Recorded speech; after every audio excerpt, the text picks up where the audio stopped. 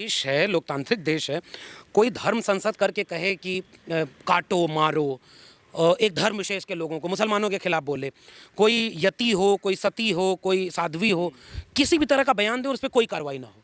बजरंग दल कौन है, विश्व हिंदू परिषद कौन है, ये युवा वाहिनी कौन है, इतने तरह के धर्म के नाम पर संगठन, और वो हर दिन आए दिन कभी कोई भगवा संविधान बना करके दिल्ली में कहता है कि ये संविधान बदलना है, ये संविधान तो ठीक नहीं है, कोई कहता है अखंड भारत बनाएंगे, कोई कहता है कि हम जो है इसको हिंदू राष्ट्र बनाएंगे। मुझे लगता है कि ये सब इस देश में किस दिशा में जा रहा है। अच्छा, मान लीजिए मैं इस देश का प्रधानमंत्री हूँ और मैं जानता हूँ कि नियम कानून कायदे से कोई चल रहा है, तो मैं तो नज़र रखूंगा ना कि कोई संविधान जिसकी शपथ मैंने ली है उस संविधान के इतर कोई बात कर रहा है, तो मैं कदम उठाऊंगा कि यार मेरे नागरिकों को बांटो मत, मेरे देश में धर्म के नाम पर इस तरह की सांप्रदायिक नफरत न फैलाओ। अगर मैं खामोश हूँ तो मौनम स्वीकार लक्षणम इन्हीं की किताबों में लिखा हुआ है कि हो सकता है आप चुपचाप ये सब चाहते हैं कि ये सब होता रहे, क्योंकि कई बार तो जो भीतर वो बाहर निकल आता है कि कपड़ों से पहचानो कौन विरोध कर रहा है। कोई बड़े पद पर खड़ा हो कहता है इतनी जोर से बटन दबाओ कि शाहीन बाग को करंट लगे। लगता है कि आप मन से चाहते हैं ये सब काम, आप चाहते हैं कि ये देश उसी दिशा में बढ़े। और अब भाई आरएसएस प्रमुख ने तो शायद ये बयान दिया कुछ दिन पहले कि हिंदुओं में एक उग्रता की भावना पैदा हो रही है, क्योंकि बहुत सालों से वो गुलाम थे। किसके गुलाम थे भाई, क्यों गुलाम थे? और आपके हिंदुओं में भी बहुत सारे लोग गुलाम हैं, उनके अंदर तो कभी उग्रता की भावना उस तरह से आई नहीं। अंबेडकर, फूले, पेरियार, भगत सिंह, राहुल सांकृत्यायन, लोहिया, कांशीराम, ये तो आपके धर्म और आपकी विचार के भीतर से उस तरह के सवालों को पैदा कर रहे थे कि भाई आप जिस धर्म को मानते हो उसमें सब बराबर नहीं है। मैं उस विचार का मानने वाला हूँ, इसलिए आपकी चिंता बिल्कुल वाजिब है। बतौर नागरिक मेरी भी चिंता ये है कि 2023 में जब दुनिया किसी और दिशा में जा रही है, विज्ञान और तकनीक के विकास से मनुष्य का जीवन कितना सुविधाजनक, आसान बने, लोगों में कितना प्रेम और भाईचारा बढ़े, उस समय इस देश में गाय गोबर, गौमूत्र, नाली के गैस से चाय, गणेश जी, प्लास्टिक सर्जरी, बादल से रडार काम नहीं करना, महाभारत में ज्योतिष विज्ञान में सारा विज्ञान होते होते अब क्या इस देश में केवल एक चिंता बची हुई है कि इस देश को हिंदू राष्ट्र बनाना है। जैसे कोई एक धर्म की तरफ से बोलेगा, दूसरा उसका काउंटर देगा और आप उसी में उलझे रहेंगे। और जिस वक्त हम शायद कोई अच्छी बहस कर सकते थे, उस बहस को हम चाकू, तलवार, बल्लम और लिंचिंग और इस पर। लेकिन दूसरा पक्ष इसका ये भी है कि कई बार इसकी मुखालफत करना भी ज़रूरी हो जाता है कि हम इस तरह के भारत में शामिल नहीं हैं। हम साध्वी प्रज्ञा कह रही है चाकुओं की धार तेज कर लो, तमाम लोग परेशान हैं। देखिए, हम लोग एक लोकतांत्रिक देश में रहते हैं और मेरा मानना है कि कई बार ये लगता तो है कि इस तरह के बयानों पर टिप्पणी की जाए और ये इस देश के नागरिकों से ये अपील की जाए कि भाई आप किसी भी धर्म के हों, किसी भी जाति से आते हों, संप्रदाय से आते हों, लेकिन आपका एक मानवीय आधार तो होना चाहिए कि आप एक देश है जिसमें कि लोकतंत्र है और लोकतंत्र का पूरा एक सिस्टम बना हुआ है, सबको लेकर चलना है। उसमें अगर कोई भी इस तरह का बयान देता है तो पहली मेरे मन में जो प्रतिक्रिया आती है वो ये कि ऐसे लोगों पर क्या ही टिप्पणी की जाए। और कई बार हो सकता है कि वो भड़काने के लिए, आपको अपने मूल मुद्दों से हटाने के लिए भी इस तरह के लोगों को लगा दिया गया है। सरकार से आप वो सवाल ना पूछ पाएँ जो शिक्षा, रोज़गार के हैं, स्वास्थ्य के हैं, बुनियादी सुविधाओं के हैं, और इस तरह के बयान, इतने हिंसक बयान दे दिए जाएंगे कि आपको कई बार लगता है कि इस पर फौरी टिप्पणी देनी बहुत ज़रूरी है। तो मैं कई बार इस चक्रव्यूह को देख करके बहुत सिहर जाता हूँ कि देश की बहुतायत संख्या को इस तरह से कोई एक धर्म की तरफ से बोलेगा, दूसरा उसका काउंटर देगा और आप उसी में उलझे रहेंगे। और जिस वक्त हम शायद कोई अच्छी बहस कर सकते थे, उस बहस को हम चाकू, तलवार, बल्लम और लिंचिंग और इस पर। लेकिन दूसरा पक्ष इसका ये भी है कि कई बार इसकी मुखालफत करना भी ज़रूरी हो जाता है कि हम इस तरह के भारत में शामिल नहीं हैं। हम डॉक्टर अंबेडकर, भगत सिंह, लोहिया और इवन गांधी के भारत में हैं जिसमें हम असहमतियों का भी सम्मान करते हैं।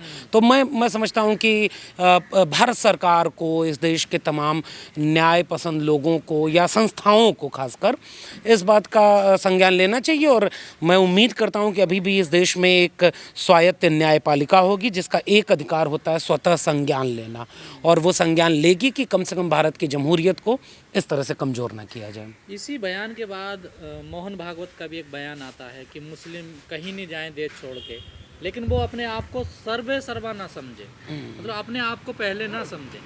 देखिए, अब पता नहीं, जैसे मैं किसी साध्वी या उन लोगों के बारे में टिप्पणी करने पर सोचता हूँ कि मैं क्यों उन पर टिप्पणी करूँ, वो कौन लोग हैं, वैसे ही मुझे कई बार लगता है कि आरएसएस प्रमुख कौन है भाई जिसकी बयान पर हम लोग टिप्पणी करें।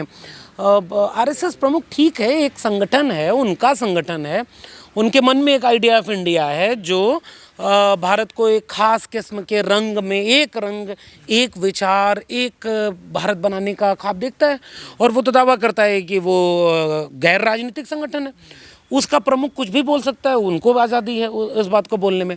लेकिन मैं कई बार सोचता हूँ कि भाई आप कौन हैं जो इस तरह का बयान दे रहे हैं कि भारत में कौन रह सकता है कौन नहीं। आप किस हक से ये बात कह रहे हैं? क्या भारत आपका है? क्या इस देश में संविधान खत्म हो गया है जो इजाज़त देता है आपको भी कि आप भारत के नागरिक हैं कि नहीं? उस संविधान में एक नागरिकता का पूरा अनुच्छेद बना हुआ है, नियम कानून बने हुए हैं, वो बताते हैं संविधान अगर ठीक नहीं करेगा, संविधान को कोई तोड़ेगा तो उसके लिए तमाम संस्थाएं बची हैं, ये उनका काम है। इसलिए आप कौन है हुजूर? आप भारत के किस हक से, किस पद से आप ये बयान दे रहे हैं? और आपकी बात कोई क्यों माने? मेरा संविधान मुझे कहता है कि मुझे अपना मजहब मानने का हक है, मुझे अपने मजहब को प्रसारित करने का हक है, मुझे मजहब ना मानने का हक है, ये मेरा संविधान मुझे देता है। और नागरिकता के हिसाब से मैं अगर रहूँगा, मैं उसके नियम कायदों को फुलफिल करूँगा। अरे भाई, आरएसएस प्रमुख जी उस समय कहाँ थे जब इस देश में सीएनआरसी जैसा कानून बना, धर्म के आधार पर नागरिकता तय कर रहा था? देश में बहुत बड़ी आबादी के लोग सड़क पर उतर कह रहे थे ये नागरिकों को बांटो मत धर्म के आधार पर, तब आप कुछ बयान नहीं थे। अब आप जैसे लग रहा है कि कोई विराट पुरुष हैं भाई, वो उनका देश है, वो कह रहे हैं अच्छा मेरे घर में तुम रह सकते हो लेकिन मेरी शर्तों पर रहना होगा। ये मुझे लगता है बहुत आपत्तिजनक है। पर जिस तरह के सर बयान आ रहे हैं, अभी इसी चीज़ को ध्यान में रखते हुए गुजरात के अंदर पूर्ण बहुमत से और कहीं ज़्यादा बहुमत से सरकार बनी, तुरंत अब हिंदू राष्ट्र की मांग को लेकर सड़कों पर लोग निकले। तो क्या सरकारों की सहमति है या इस बात का अंदेशा है कि अब सरकारें भी मान चुकी हैं कि जिस तरफ बढ़ रहे हैं, जिस दिशा में बढ़ रहे हैं उसमें सहयोग कर रही हैं सरकारें? निश्चित रूप से ये एक प्रश्न तो नागरिक के तौर पर आपके मन में उठेगा ही कि मान लीजिए एक देश है, लोकतांत्रिक देश है, कोई धर्म संसद करके कहे कि काटो मारो, एक धर्म विशेष के लोगों को, मुसलमानों के खिलाफ बोले, कोई यति हो, कोई सती हो, कोई साध्वी हो, किसी भी तरह का बयान दे और उस पर कोई कार्रवाई ना हो। दूसरी तरफ कुछ लोग हैं जो, जैसे एक संगठन आरएसएस मुख्य संगठन है जो बड़ी प्यारी भाषा में, बहुत मर्यादित भाषा में बड़ी अच्छी अच्छी बातें करता है और जो ये कहता है कि यह देश इस तरह का है, इस तरह का नहीं है, वो बहुत अच्छी अच्छी बातें लगेंगी, विचार से हम असहमत हो सकते हैं। लेकिन वही आरएसएस कई ऐसे अपने मानस संगठन रखे हुए है, जब जरूरत पड़ती है तो कहता है ये मेरा नहीं है, काम उन्हीं का करता है। तो जितना गांव में हम लोग की तरफ होता था ना, जो दबंग होता है, जो बहुत चालाक दबंग होता है, वो कभी किसी को मारने पीटने नहीं जाता है, वो 2-4 आदमी रखे रहता है। और जब वो उसको मार पीट के कोई आता है तो वो कहता है अरे नहीं मारो नहीं, ये सबको रहने दो, बहुत अच्छे से भाई सबको रहने दो, दोनों काम हो गया। बजरंग दल कौन है? विश्व हिंदू परिषद कौन है?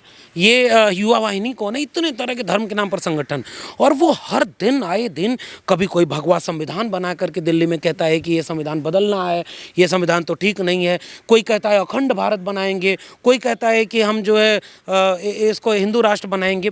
मुझे लगता है कि ये सब इस देश में किस दिशा में जा रहा है।